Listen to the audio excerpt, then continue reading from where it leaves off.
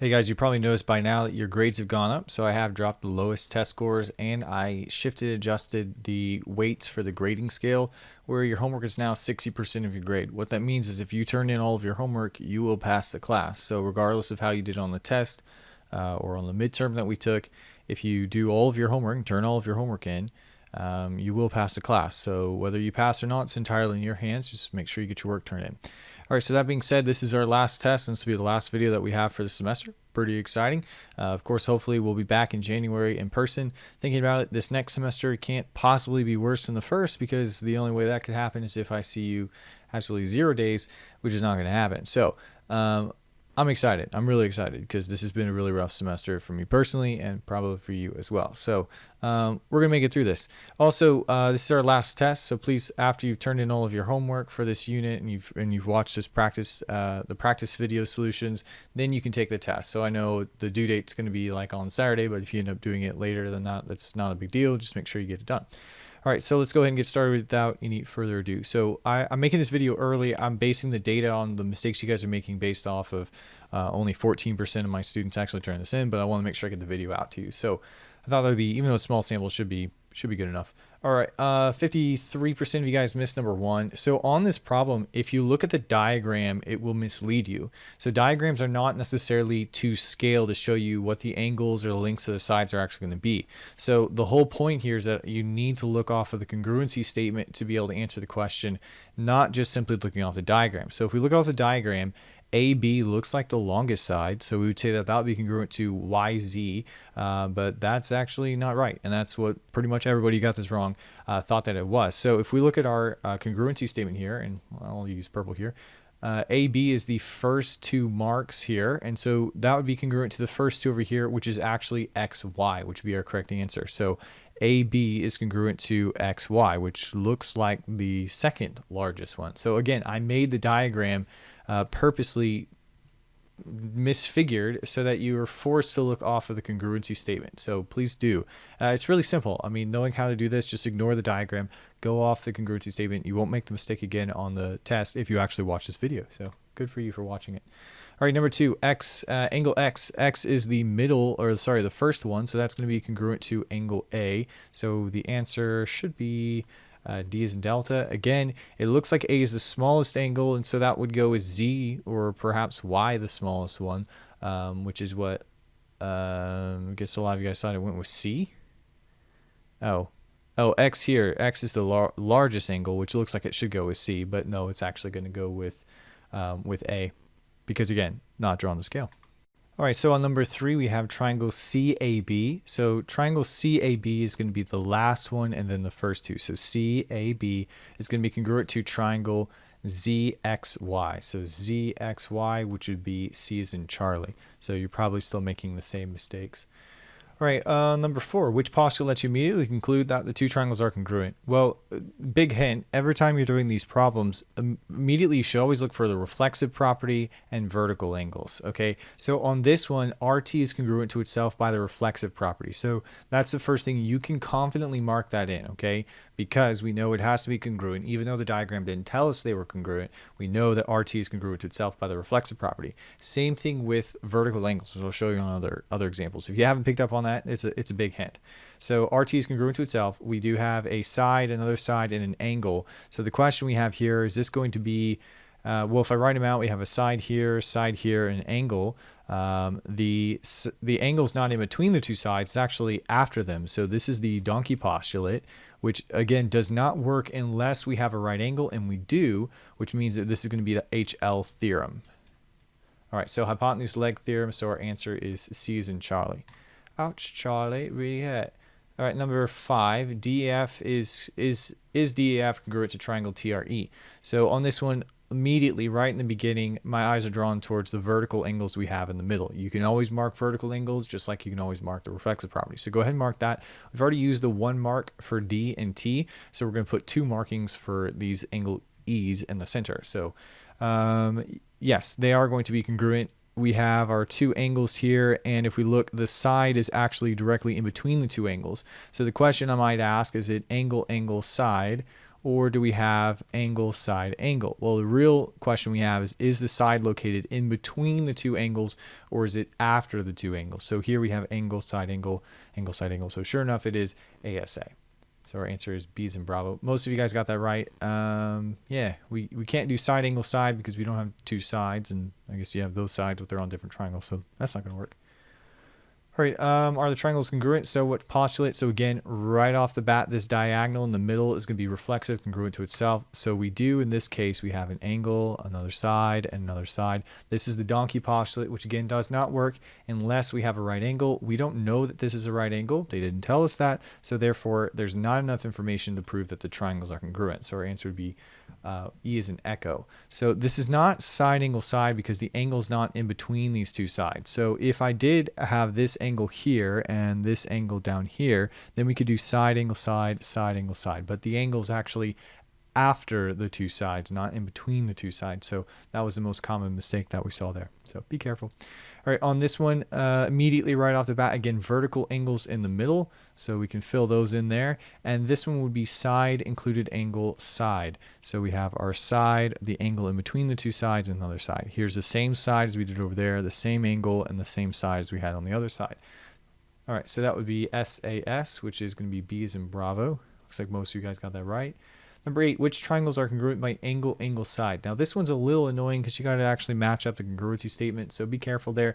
I will show you a trick though. So we want to do angle, angle, side. So if we look at this one, the one in the middle, it's actually angle, side, angle, not angle, angle, side. So we can cross that one out. And any one of these congruency statements that uses this triangle, we know cannot be true. So anything that has a G in it, okay, it has to be wrong because it's the wrong triangle. Oh, that's a nice little shortcut. So now we've actually eliminated it. So there's only 2 of them that are referring to these 2 triangles, which have to be the ones that are congruent by angle, side, angle. And what angles do we have? So here's our angle, and here's our side. So yeah, angle, angle, side, angle, angle, side. Do we have the same angle, and the same side? Yes, they just gave us one piece of extra information.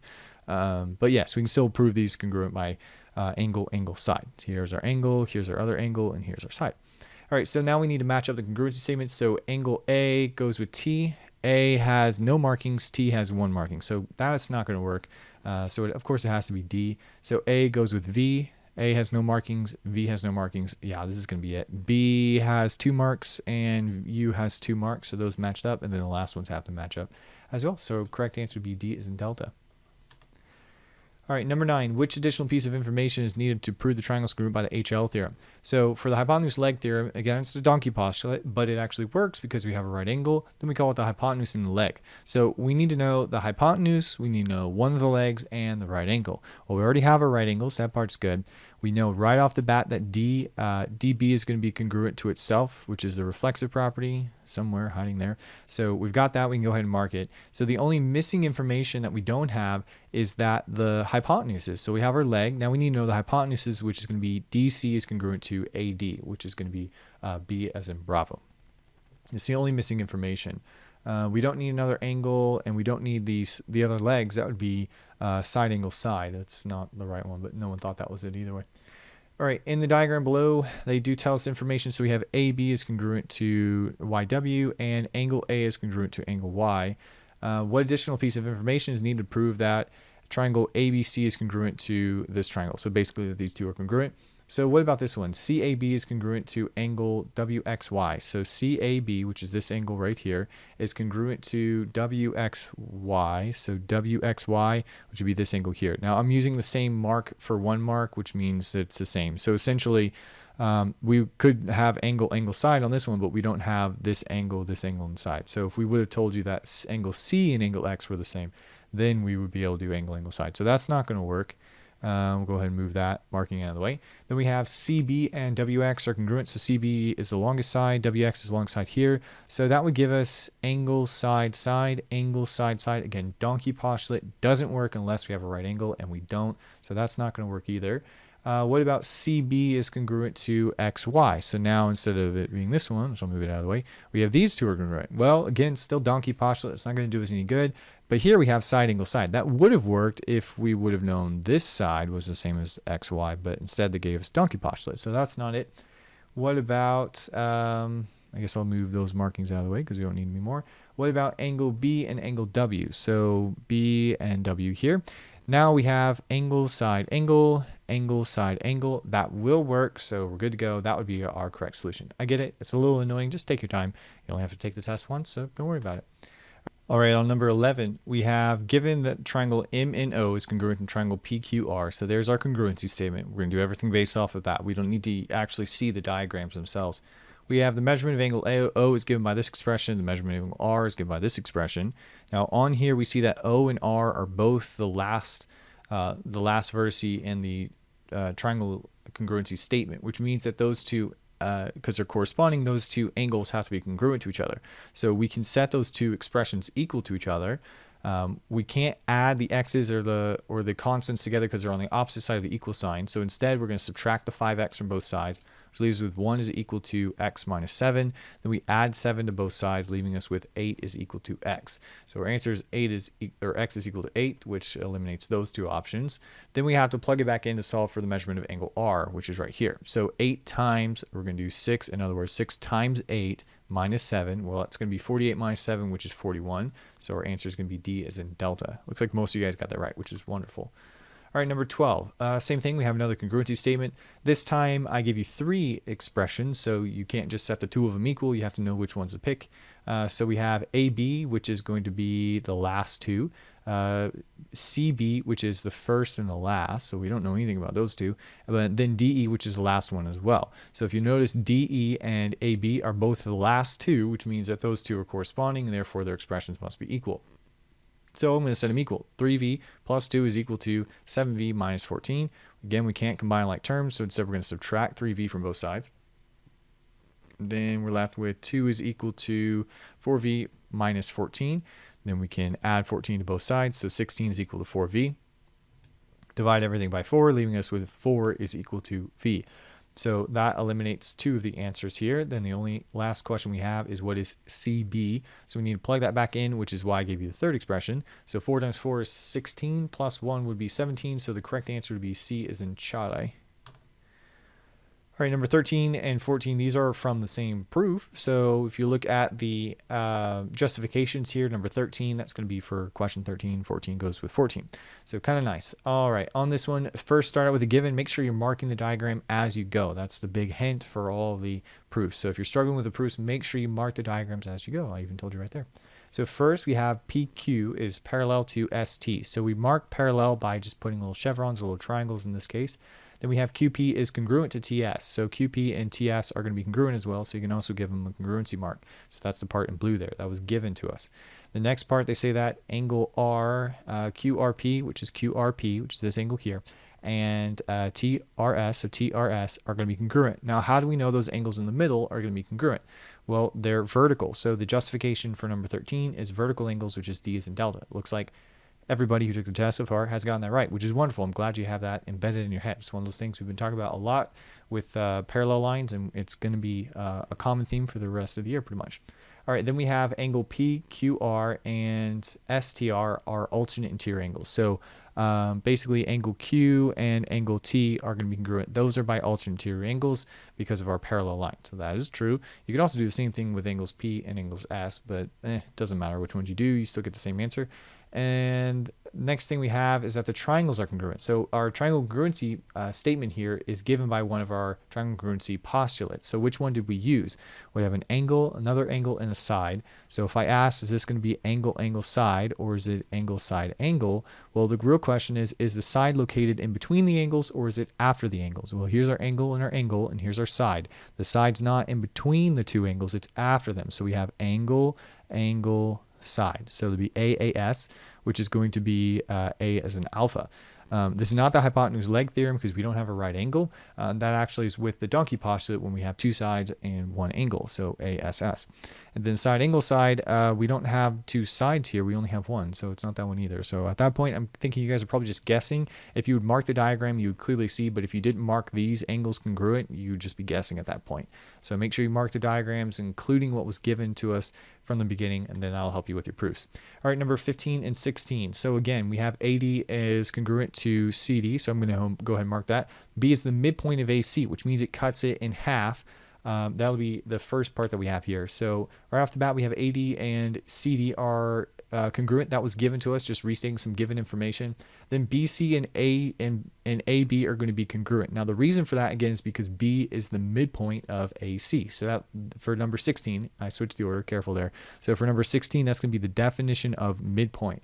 Now, bisecting is related to that. That's when we're talking about segments, not a point. Points are midpoints. Segments can bisect other segments or bisect angles. So be careful. But it is from the definition of midpoint. Most of you guys got that right, which is wonderful. Good job. What choice should be placed for number 15? Okay, then we have reflexive property. BD is congruent to itself. So once we mark the diagram with the given information in blue, the red information which came from this part here, and then the black information which from the reflexive property, we can clearly see that we're not using any angles. Instead, we have all three of the sides. So this would be side, side, side, side, side, side. So the triangles are congruent by side, side, side postulate, which is E as in echo. So again, if you thought it was HL theorem, that's because you were assuming this was a right angle. Again, you can't actually assume that those are right angles now.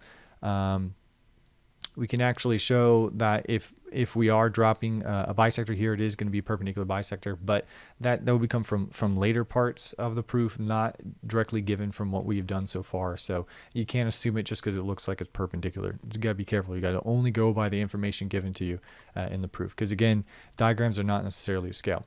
All right, so if you have any more questions, feel free to ask your questions before you take the test. No rush on the test. I'll put the grades in for the test as soon as I can, and then I'll start updating your grades as you guys turn in homework.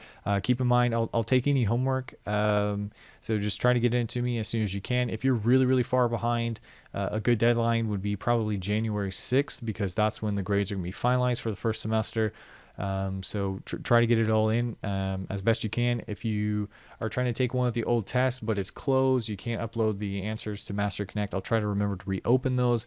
If not, I can do them by hand. So I'll work with you guys on a one-on-one basis. So just keep in contact with me, and I'll make sure that I keep updating your grades until we get you where you need to be. But again, if you turn in all of your homework, you will pass this semester. So hopefully next semester we'll be back in person more, and we can do some of our better practices and instructional strategies, except everything we're doing with take-home tests and working from home. So looking forward to seeing you guys in the classroom next semester. So you guys have a Merry Christmas, and I'll see you around.